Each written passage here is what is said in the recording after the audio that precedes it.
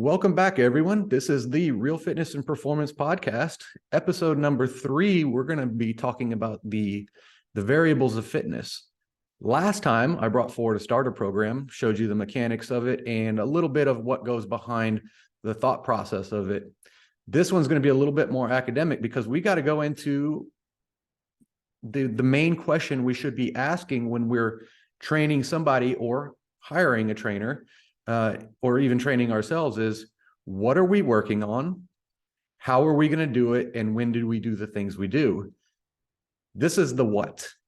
Next episode is going to be the how and when, the things we manipulate. So the variables of fitness are the things we're actually working on. And we kind of, in our industry, break that down into 5 main things, which we're going to go over today. I got them in a wheel because as with our overall philosophy, one of the key things is there isn't one that's more important than the other. Now, before we get too far into this, we've got to do this with every episode. We've got to do the disclaimer. This is for informational and educational purposes only. I am not your personal trainer, and you are not my client. I do not know your medical history or what your individual needs are. Exercise carries an inherent risk, so please consult a doctor before engaging in strenuous activity. I cannot diagnose nor treat injury or illness. Programs posted and demonstrated are what I've seen and used over the years with success, but this does not guarantee your own success. So as I brought up just a second ago, and you saw the visual behind me here, this is the what of training. We're looking at the different things that we're trying to work on and how they interplay with each other. And there really is no more important one than the other ones when we're talking about general health. If you're an athlete, and you have a specific need for your sport, we can shift our training to address that need and work on one more than the other. But again, there is no more important one for general health. And even if you have a specific need or even a specific preference, if you just focus on one of these and you ignore the others, you're actually going to be so deficient in that other one that you're going to cause a dysfunction, and you can hurt the one that you're working on too. So they all work against each other, but they also work for each other at the same time. So with proper programming, we can use these variables to enhance each other instead of just picking one or the other, and where you end up in a state where you're so unbalanced that you become unhealthy. You can have your cake and eat it too. The only caveat to that is it's a little bit slower process, so slightly less real-time satisfied, which just sucks in this day and age where we're so used to instant gratification.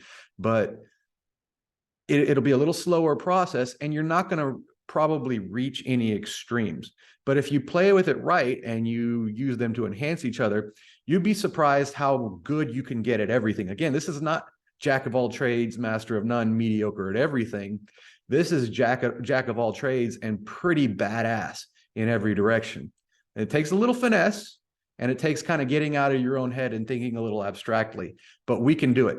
And I really think that if we take that mentality, then it's going to, you're going to look around and you're just going to notice where you've gone with your fitness kind of trajectory, and just see all the things that were once hard to do are so easy now. What was your max is now your normal. And then just keep building on that and building on that and building on that. So that's the goal. You can do it. It just takes a mindset of not ignoring anything and not trying to go extreme in any direction.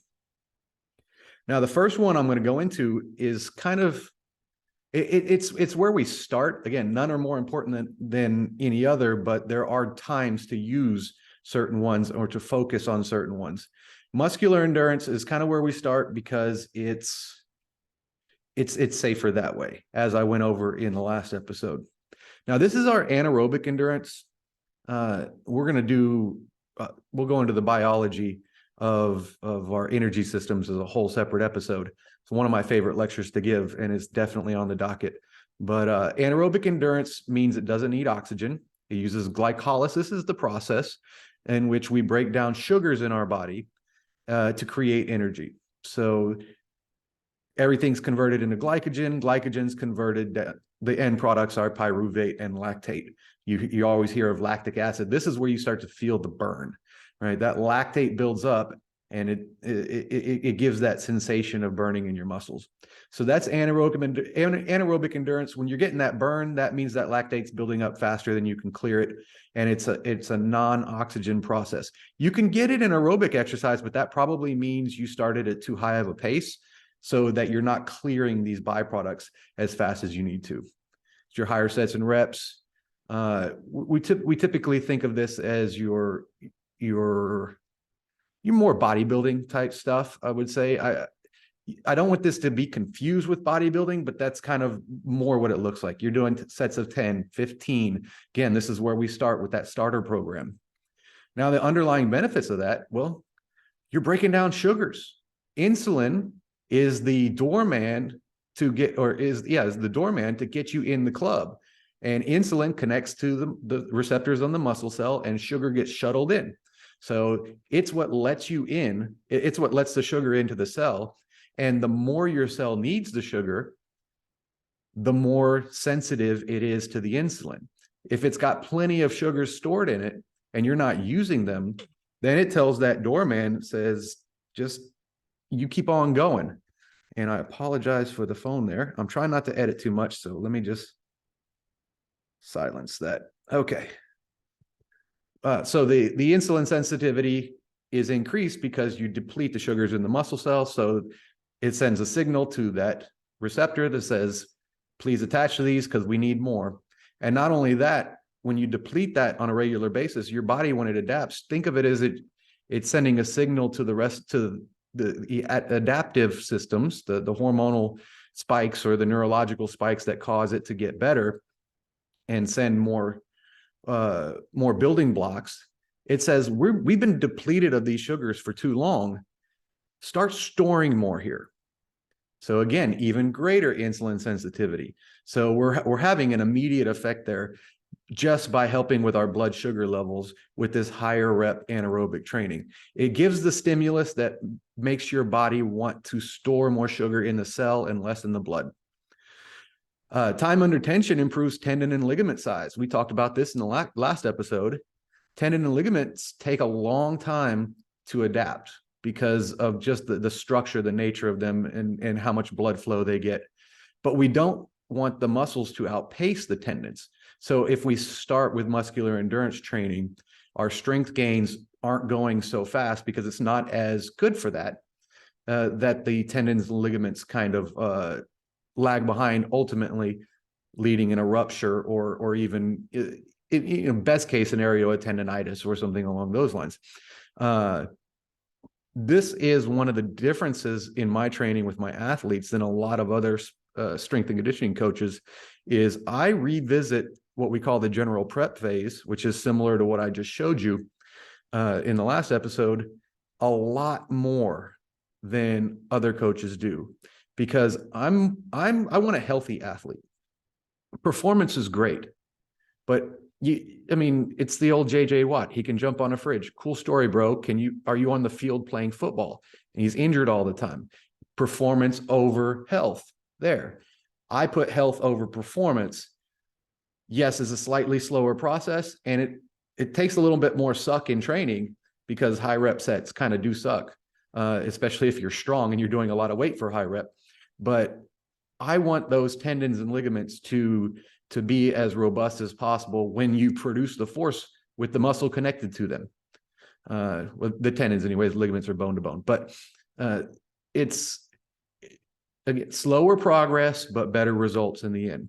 And then when you get to that point where you have extremely strong connective tissue and you go to produce force, your body is more likely to produce that force for you because you'll have less neural inhibition. And overall results, safer muscle gain for newer clients, safer muscle gain for everybody. Like I said, this is not just for beginners. The second variable, muscular strength, force production capability. It is the amount of force you can produce at any given time. This is what we're talking closer to your 1 rep max. This is a two-part thing. Bigger, more robust muscles can produce more force, but the nervous system is what ultimately does it. So what we're doing with strength training, with muscular strength training, and I include power training here, is we're increasing the capacity, the ability of your body to fire more muscle fibers at any given time. And there's a synchronicity effect there where more motor units are working together in a more succinct way. So if this is my muscle, that's a strong muscle, super strong. But this is what it tends to do over time. And it does that more efficiently with endurance training. But if we do more strength training, then we can kind of synchronize that muscle firing. So it is, yes, bigger, stronger muscles, but at the same time, it's the nervous system getting in sync to do it, to recruit more muscle fibers at the same time. Now, again, we don't want the nervous system to outpace the physiological system, because if all these things fire at once, well, you can pop that tendon or rip that muscle if it's not robust enough. So interplay here. Benefits of it, obviously, it stimulates your muscles, so your muscles are going to grow. We want more lean mass as we get older, especially as we age. It's great for bone health. High rapid force production is a stimulus for growing bone. We're gonna talk about. We'll go into a whole thing on bone health. It's one of my passions with the way I do my training. It kind of led me down a lot of the roads that I ended up going down because it incorporated more strength training and power training, which is high rapid force, like jumping and things like that. I was able to create something that helped with the aging process, even as it looked pretty cool at the same time. So I love bone health discussions. I'm going to go on for probably 2 or 3 episodes on that. But one great thing about being stronger, it makes everyday tasks easier. I don't know how many times I do something and there's a moment in that something. And then one thing I'm thinking of right off the top of my head is I was on top of a ladder pulling a carpet down from a garage in one of our older houses. And it slid out all at once. And I bent back and I held this carpet and held it up and then put it down. And there was that moment of, wow, had I been any less strong, I would have fallen 6 feet on the back of my head with this carpet on top of me onto a concrete floor. I was helping someone move. We were taking an armoire down a spiral staircase. They had hired us to come move.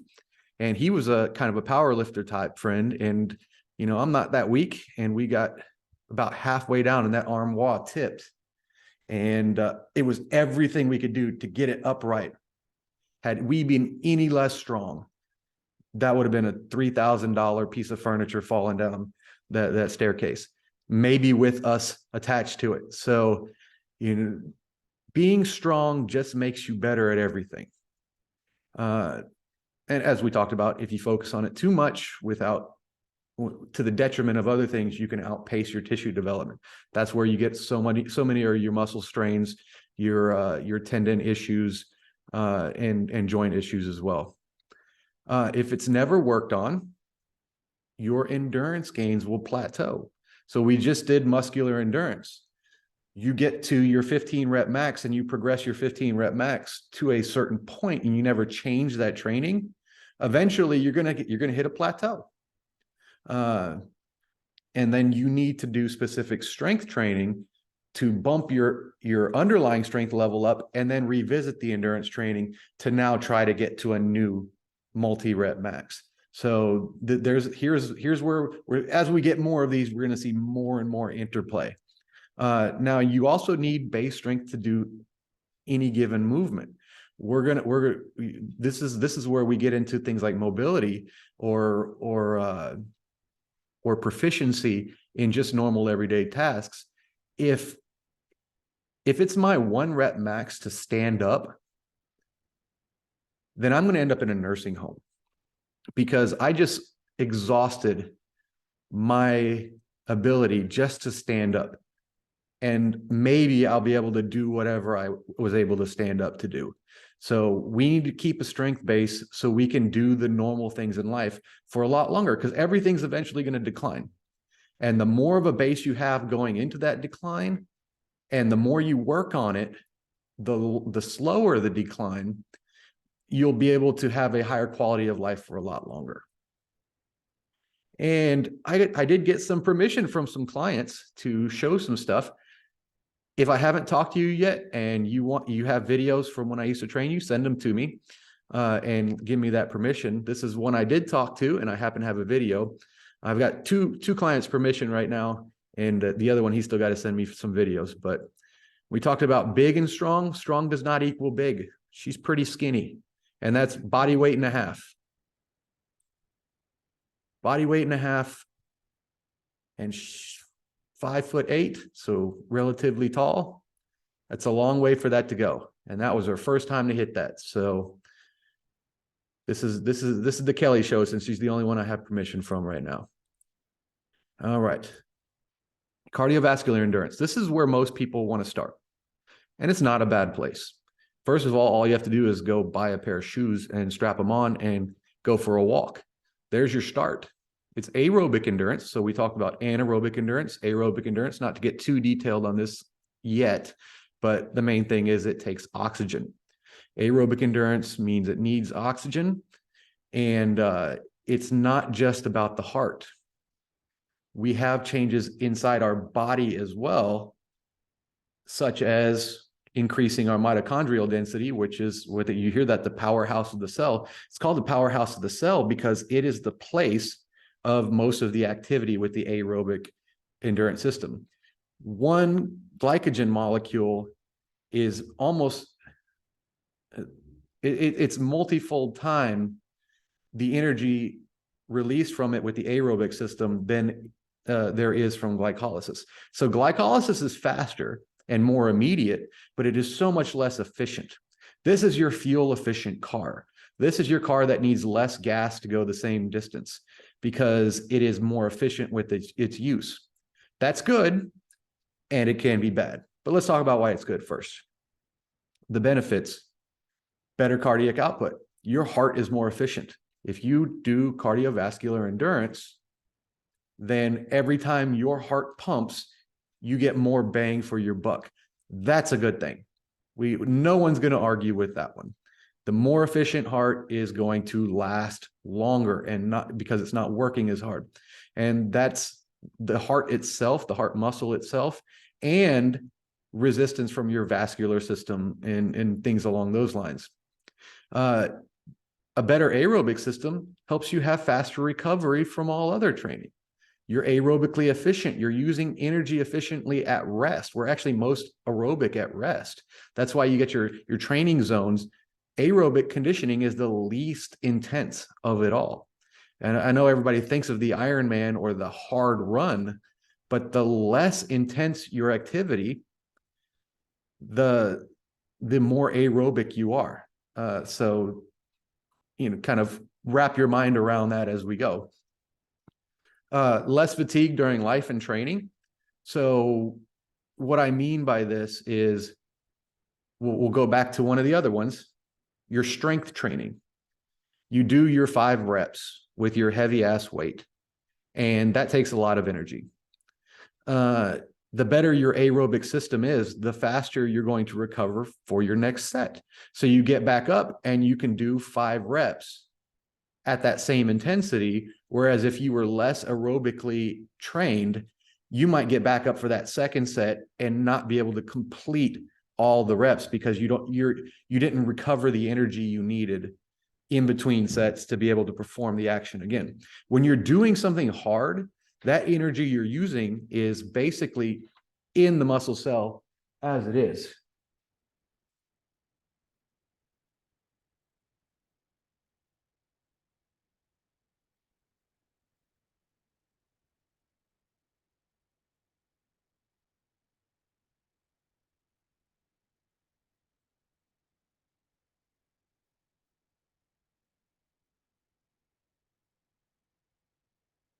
And so you do your reps, and again, glycolysis in that immediate ATP system, that's where you got the strength, that's where you got the energy to pump those muscles for that many reps. But then when you're resting between sets, you're breathing deep, and your aerobic system is trying to basically replenish the energy inside the cell so you can go do it again. And if you don't fill the tank back up, then you're not going to be able to do it again at the same intensity. So the better your aerobic system is physiologically, the better you're going to recover during your strength training, and you can get stronger. So again, we're building on these things. We're getting better at everything if we do it the right way. And one of the other benefits that everybody loves, and this is why everybody goes to cardiovascular endurance first, it utilizes fat as a fuel source to a greater degree. You hear the fat burning zone, low intensity zone. You do it for a long time. Your body goes to this very high energy substrate that we have stored in our body and uses that for fuel. Great thing is, again, mixing all of these things, recovery does this too. So we can do it in an aerobic state, or we can strength train and recover and still utilize fat as a fuel source when we're better. But that only works if you are trained cardiovascularly as well. If you're just a slob that picks something up heavy every once in a while, not going to have the same effect. Now, here's where it kind of gets in the way. We just talked about good effects to your strength training. It's the opposite with the nervous system. So I told you how the nervous system adapts to strength training with firing more muscle fibers at once. Well, that's not very energy efficient. So if I go for long jogs, my body will get good at, and this is one reason we get better at aerobic activity, it will get good at firing just enough muscle fibers for me to take that next step and to do it at the intensity that I've been doing. So if I'm running a 10-minute mile for 3 miles every day, it's going to get good at using as little energy as possible to run that 10-minute mile at 3 miles a day. So then when I go to do something strength oriented, well, the nervous system's already adapted to being efficient. So I try to pick something up and all the fibers don't go. So they can work opposite of each other.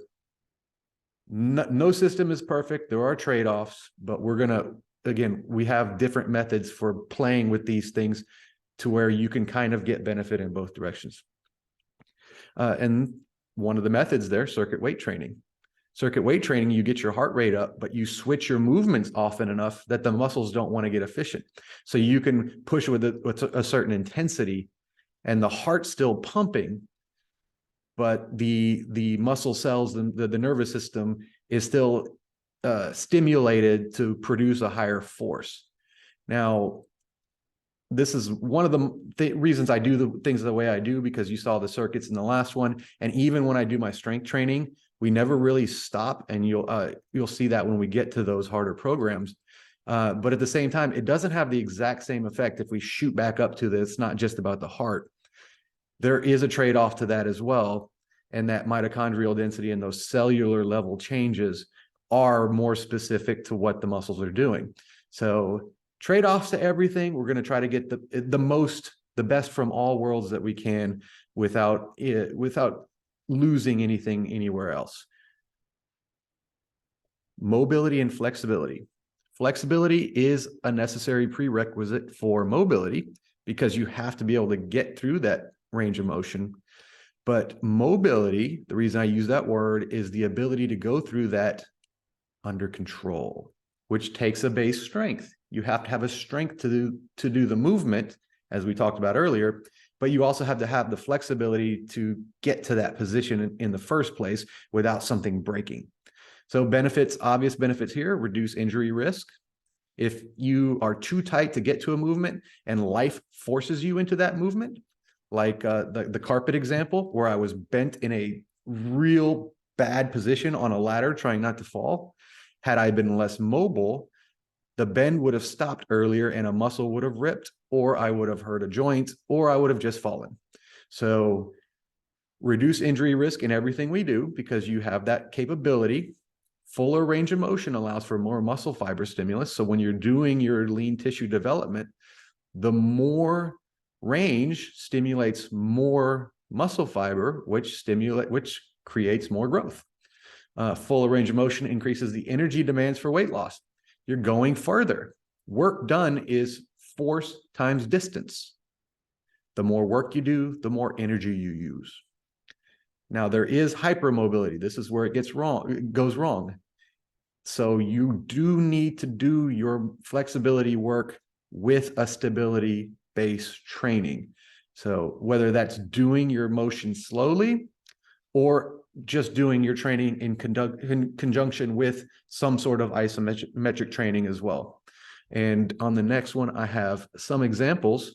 That's me doing some basic stretches on the rack. We got a tensor fascia stretch with a little bit of lat work, deep squat with some rotations. And again, everything's under control. So we're doing these in motion while having the load of our body on them. Here's one. Now, this is going through a good range of motion. And then those things you don't want to happen by accident, but you want to be able to do them under control, just like I did there. So just some examples of some mobility work. There we go. The last one, I saved it for last because, again, this is the mindset that most people go into training for. Chances are you came across my video because you're looking to improve your body composition. You want to lose weight or gain muscle or both. And body composition is lean mass versus fat mass. Now, lean mass isn't all just muscle. It's also your organs, your bones and stuff. But when we look at the delta, when we gain weight, say you're strength training and you're eating for it and you gain weight, but your body composition stays the same, then you probably gained muscle because you made bone mass increases, but it was probably minute in actual absolute weight compared to any other tissue that grew. And unless you're taking HGH regularly, you probably didn't gain a whole lot in your organs. Hopefully not, or check with your doctor. But yeah, most lean mass gains or losses will be the skeletal muscle gain or loss. It's just the fastest to do it. And the other ones, yes, they do improve, but it's kind of minute in comparison when you're looking at the absolute numbers. BMI is body mass index is a good population data number, but it is not good on the individual level. Athletes tend to be overweight and under fat. But if you look at America, especially as the United States of America as a whole, BMI is pretty accurate because we typically are a little bit over fat. So the average person is over fat. Whereas when you look at the individual, the weight to height ratio might not be representative of what their actual health number is.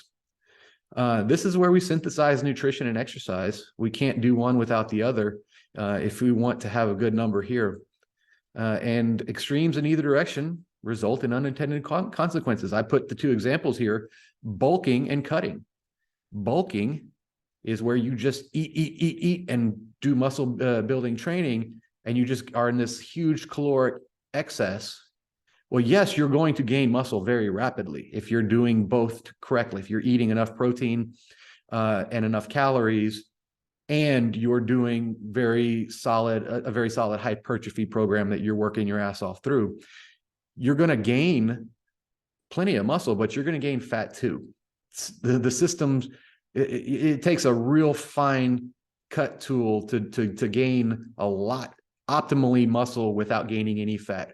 It's pretty dang near impossible. It's not impossible, but it's pretty dang near it. But cutting is the same way. If you over diet and you overdo your cardio or you overtrain, you're going to lose muscle mass along with the fat, and that could set you up for failures later. especially when we're talking long-term health, because we really want to keep as much muscle mass as we can hold naturally for as long as possible. Because again, we're going to reach an age where it declines, and you want to be in the best possible position. It's like your bank account when you retire. One of my mentors, Dr. Bill Eminette, he always made the financial analogy. It's like your bank account going into retirement, and the more you have in your retirement fund, the longer you're going to live happily. Same thing with muscle and bone. Same thing with muscle and bone. The more you have in your account going into the decline, and then the better you save, which is the better you train and eat during the decline, the longer, happier life you're going to have. And personally, my goal is to be that person when I'm really freaking old, that everybody says, wow, he was healthy till the day he died, because I was moving and performing well the whole time, and then age takes me. That's the goal. That's my goal for everybody. And especially this is important in an environment that, well, nature's trying to kill you all the time. If you have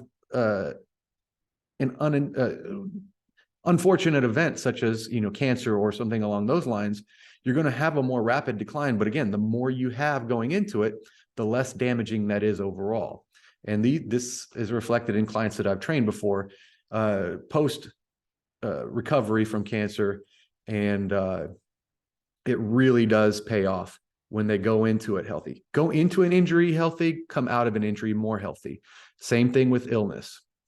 The last question I put there, can you be fit and fat? Yes, you can be fit from a performance level and fat, but ultimately you will be better off if you address this one as well. So depending on the goal, we're talking general health here, and by default, assume that's what I mean. If you're a power lifter, you can be the strongest person in the world and be a little bit chunky, all right? But ultimately, when we're talking pretty good at everything and living our best life, you want to have your body composition at least in a normal or lean category. Too lean is unhealthy, but obese is definitely unhealthy. And that's most of our problems going into it, because we live in the modern world where food is readily available. Now, here's where the interplay comes in. I think I'll spend more time on this when we talk about the principles of training, because now we're talking about these again are the whats. These are the things we're working on. This is a good lead in to the next one, because it's going to it could almost seamlessly go into the what do we do about it, and how do we train these things without sacrificing each other. The great thing is beginners benefit from pretty much everything.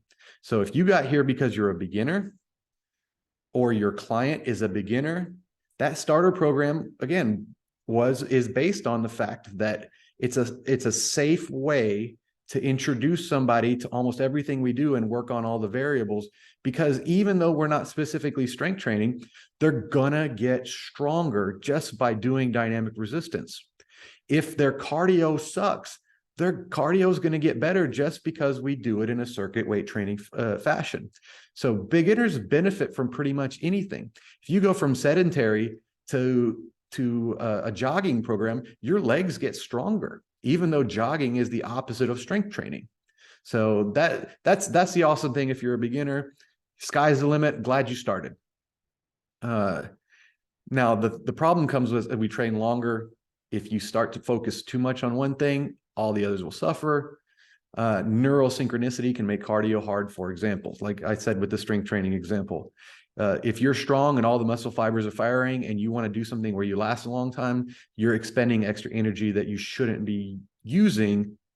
And so it's going to be more difficult for you. If done correctly, they can enhance each other. I used all these examples already. Better cardio helps you recover between sets. A little bit more nuance now, though, is if you have a strength just naturally, then you can use that to get better at the other training. And an easy example is if you're already pretty strong and you go into my starter program. So you've been strength training forever, but you hurt all over and you're just wanting to make a change. You came across me, you saw that, you thought it was worth a try. Again, I'm not training you, so enter at your own risk, but use your strength. Don't just pick up the pink weights and do 15 reps. One of my strongest lifts is a Romanian deadlift, which is kind of like a stiff-legged deadlift.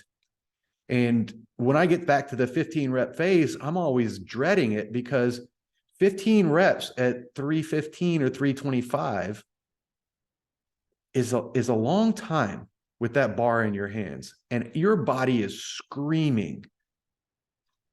High reps doesn't mean pink weights. If you're new, play it safe. But as you go along, your strengths will strengthen everything else, because the work I did in that rep of 50, or that set of 15 with 315, that volume load, that the range of motion I can get because I've been working on that as well. All of those things make that 15 rep set miserable and beautiful at the same time. So use your strengths to get better at other training. Flip that. Another example, go back to the cardio helping with your strength training. My 40th birthday, we used to do birthday challenges, and I wanted to do 40 reps of 400-pound deadlift in under 20 minutes. If I didn't recover between picking, I did 2 reps every minute on the minute to do it. I ended up with 42 reps. But in that minute, I had to recover from the last set, or else I was going to hurt myself. And I got through it, and I might have had a little gas left in the tank, although it was really difficult at the end. But my cardiovascular training helped with my strength goal, because I wanted to keep repeating that effort over and over and over and over again, which takes aerobic endurance.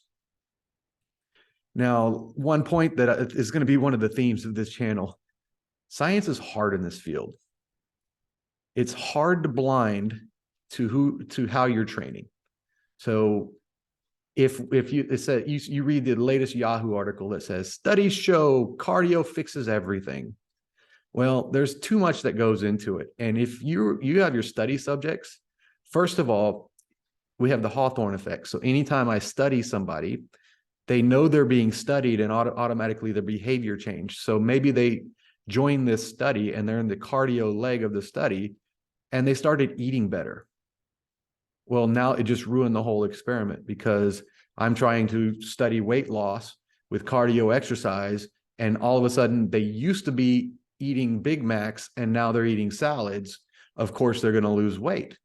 So hard to blind, hard to placebo control an exercise study. You know, if you're strength training, you know, if you're doing squats, you know, all that.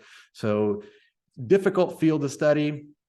And this is going to be one of the themes going forward, because I'm going to dig into literature, but then I'm also going to kind of poop on literature sometimes at the same, because there's more I'll talk about the people that say the study said this and this is why it's this way. Well, okay, so that's information, but it doesn't tell us the whole story. And there's just so many confounding variables. So again, look at this from a holistic way, and none of the variables are more important than the other. And you're going to expand yourself out as evenly as possible. And even if we have a deficiency, say your muscular endurance sucks, but the others are pretty good, or your muscular endurance sucks, but the strength is really good. If we take a holistic approach, then just as I talked to just a second ago, using your strength to do more in those high rep sets, this is going to actually accelerate faster than the one that you're already good at. The better you are at something, the harder it is to get gains in that area. So if you use one to help the other, then the one that's deficient is going to increase faster and at a higher rate. So this is 101 basic information that nobody gets these days in their becoming a trainer program. So understand this. A lot of the other things make sense.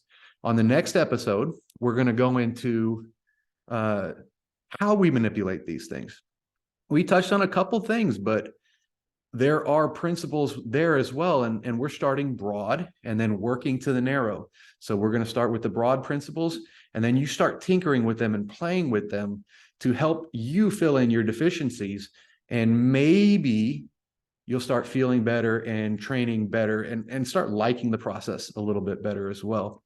So one more thing before I go, I am thinking of topics for this whole thing, and I kind of have some basic things I already want to talk about, and I'm going to show them. And I don't know what order after the first like 6 episodes I'm going to go into. So in the comments below, let me know what you might want to hear about, and we'll go from there.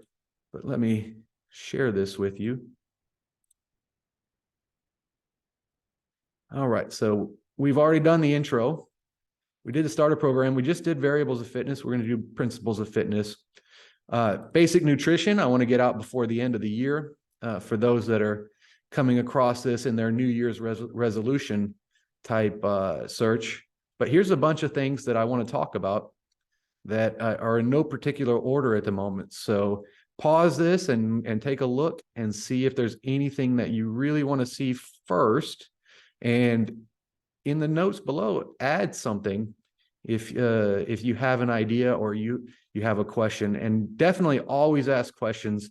I love answering them. We're small enough now. I'm just getting started in the YouTube space and the Rumble space and everything that I could probably answer every question. And if it gets bigger than that, then that's a road we'll cross then, and a good problem to have. But yeah, let me know what you think. Like, subscribe, share, and definitely drop a comment and say hi. And I'll see you next time.